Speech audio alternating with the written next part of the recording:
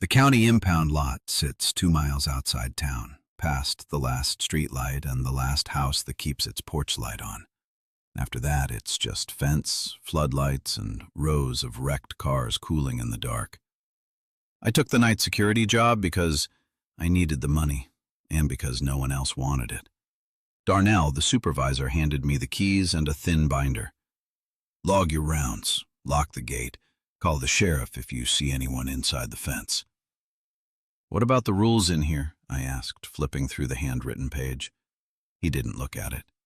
Just follow them. The rules were strange. Don't open car doors after 2 a.m. Don't sit inside any vehicle. If a radio turns on, shut it off from outside only. If you hear honking, stay in the office. Why? I asked. Darnell sighed. Because the last guy didn't. That was all he said about Carl, the guard I was replacing. My first few nights were quiet. Wind in the fence, camera screens buzzing softly, wrecked cars sitting in neat rows like they were waiting to be sorted. On the third night, I noticed a sedan in row C with its radio glowing blue. The battery should have been dead. I reached through the cracked window with my flashlight and shut it off. 10 minutes later, it turned back on. When I walked closer, the hood felt warm, not just warm, like the engine had been running. I checked the tow log. The car had been impounded 6 days earlier after a fatal crash on County Route 12. I told myself, heat lingers, that engines can trick you, that old electronics do strange things. Then I heard a soft click from inside the car, like a seatbelt being unlatched. And for the first time since I started the job, I understood why no one wanted this shift. After that night, I started watching the cameras more than the lot. Every time I looked away from row C, something felt wrong, like I was missing the moment when things changed. The radio never turned on while I was staring at it, only when my attention drifted to another screen. Around 1:40 a.m., a camera alert chimed. Motion detected in row B. I leaned closer to the monitor. A pickup sat at the end of the row, its front smashed inward, hood bent like it had folded on itself. The timestamp flickered, then steadied. For a second, nothing happened. Then the headlights came on. I grabbed my jacket and went outside, telling myself it had to be wiring, moisture, some leftover charge in the system. When I reached the truck, I saw faint exhaust in the cold air. The engine was idling. The driver's door was still crushed shut from the crash. No one could have been inside even if they wanted to be. I backed away slowly and nearly tripped over fresh tire tracks in the gravel. They hadn't been there on my last round. They led from the truck and stopped just short of the fence. When I checked the camera again, the truck had shifted forward, barely noticeable, but enough that its bumper now rested against the chain link. Something thumped softly on the metal. Once, twice. I didn't hear it with my ears, I heard it through the camera mic. I locked myself in the office and pulled the binder back out, hands shaking as I flipped to the rule page. If you hear honking, stay in the office until it stops. Right on cue, a horn sounded in the distance. Not from the pickup, from deeper in the lot where the wrecks from fatal accidents were parked. Short, desperate blasts, like someone testing to see if the sound still worked. By the next night, I stopped pretending this was electrical. I started checking the tow records during my shift, pulling case numbers and cross-referencing them with police reports. Every car that acted up had one thing in common. The crash had been bad, and someone hadn't made it out. Some reports mentioned drivers trapped. Some said bodies were found still behind the wheel. Around 2 a.m., a dash cam feed popped up on one of the monitors. I didn't even know half the cars still had cameras installed. The screen showed a dark road, rain streaking across headlights, and the faint outline of trees rushing by. Then brake lights. A flash of something in the road, and a violent jolt that sent the camera spinning sideways. The feed froze on the inside of the windshield, cracked and bleeding light. I turned the volume down, but the video kept looping. Another alert chimed, this time from a GPS unit. On the screen, a route blinked into place, directions leading away from the impound lot toward County Route 12, the same road from the report I'd read earlier. When I walked outside, I saw more screens glowing inside the cars, radios whispering, navigation systems recalculating, dashboards lighting up in soft, patient colors. It looked less like a parking lot and more like rush hour, right before everyone starts moving. That's when I realized something that made my chest tighten. The cars weren't trying to escape the lot. They were trying to finish their last drive, and whatever had followed them here was waiting for them to try. The cars kept inching closer to the fence every night, not all at once, not enough that anyone would notice during the day, but I saw it on the cameras, frame by frame.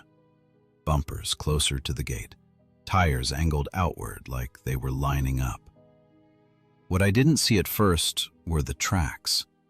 Deep grooves in the dirt beyond the fence, pressed down like something heavy had been pacing the perimeter. Not tire marks. Too wide, too uneven. One night, when several engines started at once, the fence began to shake. That's when I saw them. Not clearly, just shapes moving low in the dark, right where the floodlights faded. Long limbs, backs rising and falling like they were breathing hard, waiting. Every time a car horn sounded, the shapes shifted closer, dragging themselves along the fence, sniffing at the gaps in the chain link like animals testing for weakness. I raised my flashlight and the movement stopped instantly. The engines inside the lot cut off one by one like something had just given a silent command. The shapes retreated into the dark. I stood there, shaking, realizing the truth was worse than ghosts or broken wiring. The cars weren't haunted. They were bait. Whatever caused the crashes wasn't done when the drivers died. It followed them here, waiting for the moment the engines came back to life, waiting for the gates to open. And the more the cars moved, the closer that moment was getting. The first tow truck arrived at 3:12 a.m. No radio call, no entry in the log. I only noticed it because the cameras showed headlights rolling through the open gate. I hadn't unlocked it. The driver didn't get out. He backed into an empty space, lowered the bed, and a sedan rolled off by itself. No straps, no chains, just eased into place like it knew where to stop. When I ran outside, the truck was already pulling away, taillights disappearing down the access road. The new car looked clean, no smashed panels, no broken glass, but the inside was torn apart. Seat foam shredded, blood streaked across the dashboard like someone had been dragged forward and back again. The tow tag listed the time of pickup as 10 minutes from now. After that, more showed up. Always between 3 and 4 in the morning, always silent, always leaving cars that still felt warm. I finally understood what the lot really was. Not storage, a collection point. The things beyond the fence weren't just waiting for the cars to move, they were sending more. And then I saw my own license plate on the monitor. My truck, rolling through the gate. I was still sitting in the office chair when it parked itself in row C, engine running. The power went out at 4:01 a.m. Cameras died, floodlights snapped off. The lot fell into a darkness so thick I couldn't see the fence from the office window. Then engines started, one after another. Dozens of them, all at once, rumbling through the ground like something waking up. The backup generator kicked on, but only enough to light the gate controls. On the radio, I heard breathing, slow and heavy like someone right next to the mic. The gate alarm began to chirp. Unlocked. Outside, headlights cut through the dark, lining up in neat rows pointed straight at the exit. I could hear metal scraping as bumpers pressed together, pushing forward. Beyond them, in the faint glow, I saw movement at the fence. Too many shapes to count now, crawling over each other, waiting for the barrier to disappear. The radio crackled again, and this time I heard my own voice. "Open it." I backed away from the controls, shaking, knowing exactly what would happen either way. If I kept the gate closed, the cars would pile up, the fence would fail, and whatever was outside would come for me instead. If I opened it, I swallowed and hit the button. The gate slid back. Engines screamed as the cars surged forward, driverless, rushing out into the road, into the waiting dark. The shapes followed, pouring after them, disappearing down the highway. When it was over, the lot was silent and empty. By sunrise, the lot was full again, not with cars, with silence.